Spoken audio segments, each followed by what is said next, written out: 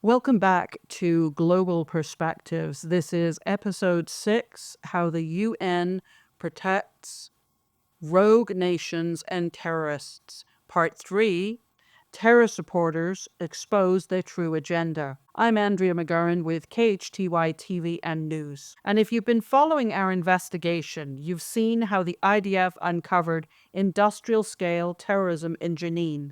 And you've heard Arab voices systematically destroy Palestinian historical claims. Today, we enter the most disturbing territory yet. Because when Palestinian leaders and activists think they're speaking only to sympathetic audiences, when they believe the broader world isn't listening, the masks come off completely. What you're about to hear are the actual words of the Palestinian leaders and activists, not my interpretation, not my media spin, but their direct statements quoted about Jews, about violence, about their true agenda for the world. This episode contains explicit calls for genocide, open anti-Semitism, and threats of global destruction. These aren't fringe voices. These are prominent Palestinian figures speaking to mainstream platforms, revealing the ideology that drives their movement. Before we begin, let me be absolutely clear.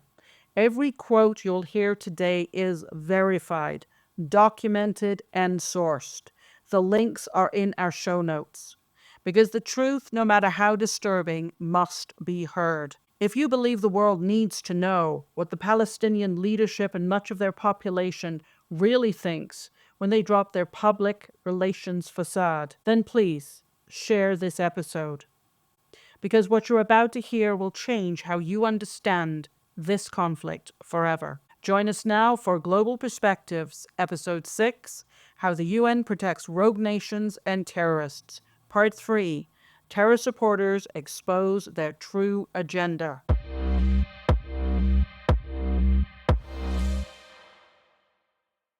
It was August 24th, 2025, when Palestinian activist Ahed Tamimi sat down for what she thought would be a friendly interview on the Enlightenment podcast. Tamimi, who had become an international symbol of Palestinian resistance, was comfortable, relaxed, speaking to what she believed was a sympathetic audience. What came out of her mouth in that interview would send shockwaves across the Jewish world and expose the true nature of the Palestinian movement for anyone brave enough to listen. So I'm going to be starting to quote here, and I'll let you know when we unquote. And this, as I said, is verified. And you can listen to it yourself in full if you can understand what they're saying in their own language. That's totally up to you later on. Check the links below. So I quote, podcast host, Ahed, can you tell us about your perspective on Judaism versus Zionism? Unquote. What happened next was a moment of brutal honesty that Palestinian public relation teams have spent decades trying to hide. Quote, Ahed Tamimi. My definition of Judaism ever since I was a child has been that it is the same as Zionism. I was raised to believe that Judaism means occupation, and today, tomorrow, and a million years from now, I will continue to say that Judaism be presented to the children of Palestine as occupation, and that we are fighting the Jews, not Zionism. Unquote. Now, did you catch that? This isn't about Israeli policy. This isn't about settlements or borders or political disagreements. According to one of the most prominent Palestinian activists in the world, they are fighting the Jews. Not Israelis, not Zionists, Jews. This is the anti-Semitism that the Palestinian movement has tried desperately to keep hidden from Western audiences. But when Tamimi thought she was speaking only to fellow travelers, the truth came pouring out. But Tamimi wasn't finished. What she said next went beyond anti-Semitism into something far more terrifying, a call for global annihilation that would make the most radical terrorists blush. And I quote, and this is Ahed Tamimi, I have reached a point where I wish for a World War III. Whoever dies, dies, and whoever lives, lives. The important thing is that we will be over with this. Let the whole world be destroyed. I don't care. Let them drop nuclear bombs and destroy the whole world, so it won't be just the Palestinians."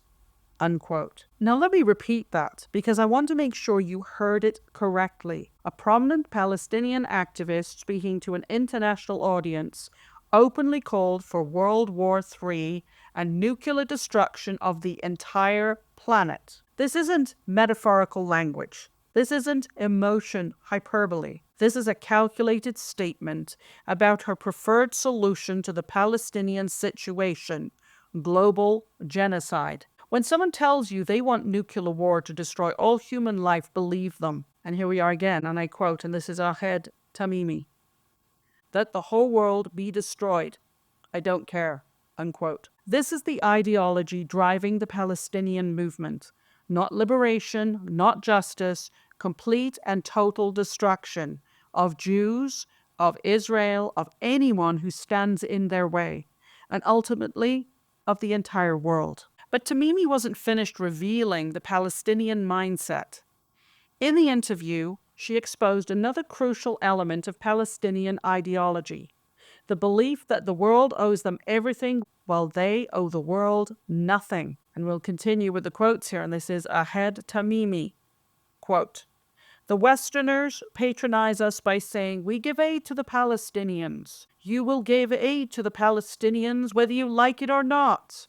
We suffer genocide because of your countries. So nobody should patronize me and say that he gives aid to the Palestinians. You should give aid to the Palestinians, and they will not thank you." Unquote. Now notice the logic here. The West must give Palestinians unlimited aid, not out of charity or compassion, but as an obligation. And Palestinians will not even acknowledge this aid, let alone be grateful for it. This isn't the language of victims seeking help. This is the language of extortionists making demands. And again, we continue with Ahed Tamimi's rhetoric. Quote, "The whole world needs to shut up when a Palestinian is talking. We are superior to the entire world because we are the only ones in the world fighting injustice." Unquote. Superior to the entire world, the only ones fighting injustice, everyone else must remain silent when Palestinians speak? Seriously? This is the supremacist ideology that Palestinian leaders like Tamimi actually believe, that they are inherently superior to all other humans, and therefore entitled to unlimited support while owing nothing in return. But Tamimi isn't a fringe voice. Her extremism reflects the mainstream Palestinian leadership, as demonstrated by an equally revealing moment featuring the Palestinian ambassador to the United Kingdom. On September 2nd, 2025, Ambassador Hussam Zomlot appeared at Chatham House, one of Britain's most prestigious foreign policy institutions. The interviewer was Bronwyn Maddox, the institution's director, hardly a hostile questioner. The question should have been simple for any reasonable diplomat. Bronwyn Maddox said, and I quote, "Do you condemn what Hamas did on October 7? Unquote. What happened next revealed everything you need to know about Palestinian leadership's relationship with terrorism. Zomlot laughed. The audience laughed with him. The question of whether to condemn the mass murder of Israeli civilians was to them amusing. Hussam Zomlot, while laughing and with the audience laughing, continued, and I quote, "Such a question has exactly led us to where we are today. This is about such double standards, such racism, such deep embedded dehumanization of the Palestinian people. That I reject." Unquote. Notice what happened. When asked to condemn terrorism, Zomlot immediately 1. refused to answer, 2. claimed victimhood, 3. accused the questioner of racism, and 4. made the conversation about Palestinian suffering. This is the standard Palestinian playbook when confronted with their support for terrorism. Deflect, claim victim status, and attack anyone who asks uncomfortable questions. But Zomlot went further, making explicit what Tamimi had implied. Hussam Zonlet said, quote, Hamas is part of the Palestinian political, national, and social fabric, and they will not just disappear in a second, unquote. This is the Palestinian ambassador. This is the Palestinian ambassador to one of the world's most important countries, speaking at one of its most prestigious institutions, declaring that Hamas, a recognized terrorist organization, is inseparable from Palestinian identity.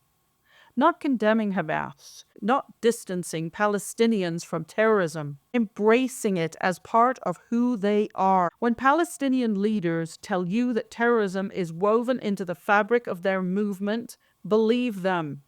When they refuse to condemn the slaughter of innocent civilians, take note. When they laugh at requests to reject violence, understand what that means for any future peace process. What we've documented today isn't isolated incidents or misunderstood statements. This is a consistent pattern of Palestinian leadership revealing their true agenda when they think the world isn't listening carefully enough. From Ahed Tamimi's call for nuclear destruction of the planet to Ambassador Zomlet's refusal to condemn terrorism, we see the same underlying ideology. 1. Jews are the enemy, not just Israeli policies. 2. Violence and terrorism are legitimate and necessary. 3. The world owes Palestinians everything while they owe nothing in return. 4. Palestinian suffering justifies any action, including global destruction. 5. Those who question Palestinian tactics are racist oppressors. This isn't about land disputes or political disagreements. This is about a movement built on anti-Semitism, supremacism, and a willingness to destroy anything and anyone who stands in their way. Here's what makes this even more dangerous. Western leaders continue to ignore these statements, continue to fund Palestinian organizations, continue to treat Palestinian demands as legitimate diplomatic positions. When Ahed Tamimi calls for World War III and nuclear destruction, Western media barely reports it. When Palestinian ambassadors refuse to condemn terrorism, Western diplomats continue business as usual. When Palestinian leaders openly embrace anti-Semitism, Western universities invite them to speak. The pattern isn't just Palestinian extremism. It's Western willful blindness to that extremism. How many times do Palestinian leaders need to tell us they want to destroy Jews, Israel, and ultimately the world before we start believing them? How many times do they need to reject peace offers, embrace terrorism, and call for violence before we stop treating them as reasonable diplomatic partners? And one fine example that has come up just recently, which was recorded by KHTY TV YouTube, and it was shocking. Palestinian protesters not only wearing the headdresses of the PLO, started by Yasser Arafat, but one of them was wearing a suicide vest, and you can look for yourself online. He was wearing a suicide vest without all the weapons in it, but he was wearing it in the streets of London, and not a single British police officer, not a single person noticed. No one, not even the government, has arrested these people. What does he have to do? Does this guy have to arm that vest before somebody will wake up and listen? Do we need to lose more people, like we lost in London many times over the years, or in 9/11, or in the countless terrorist attacks that have happened in Israel over the past 70 plus years? When is enough enough? When is everybody going to wake up?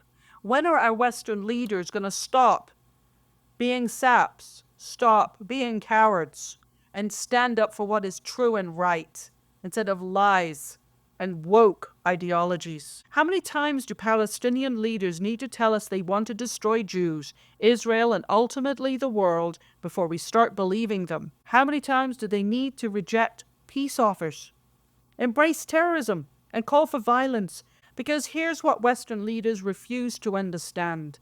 This ideology doesn't stop with Jews or Israel. As Tamimi made clear, the goal is global destruction. The supremacist mindset declares Palestinians superior to the entire world, doesn't respect borders or nationalities. The same movement that trains children to hate Jews at UNRWA, that is UNRWA schools, is spreading across Western universities and schools and governments. The same ideology that turns mosques into firing ranges is building influence in Western capitals. The same leaders who laugh at condemning terrorism are being welcomed in Western diplomatic circles. Are you listening? Prime Minister Carney, Prime Minister Starmer, Macron, and numerous others? Are you listening, Canada? Wake up. When they tell you they want World War III, when they tell you they want nuclear destruction, when they tell you they consider themselves superior to everyone else, this is a threat to global civilization, not just Israel and not just the Jews.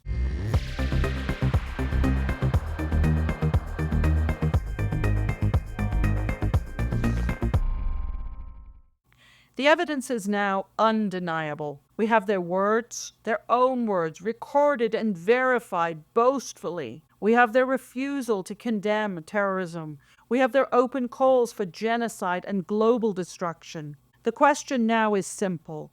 Will the Western world continue to enable this ideology, or will it finally recognize the threat for what it is? When is the West going to stop using the law called Islamophobia? Because that is a cover for what these guys are doing. Will we continue funding organizations that teach children to hate Jews and us? Will we continue treating Palestinian leaders as diplomatic and human partners when they openly embrace terrorism, not just against the Jews, not just against Israel, but all of us?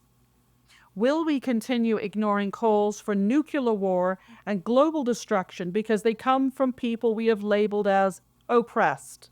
Because our governments and those making the decisions are cowards and saps and haven't got backbone in their entire bodies. If it had been World War II, they would have all been locked up as cowards and traitors, which they are. But the choice is yours. It's ours. But we can no longer claim ignorance, can we?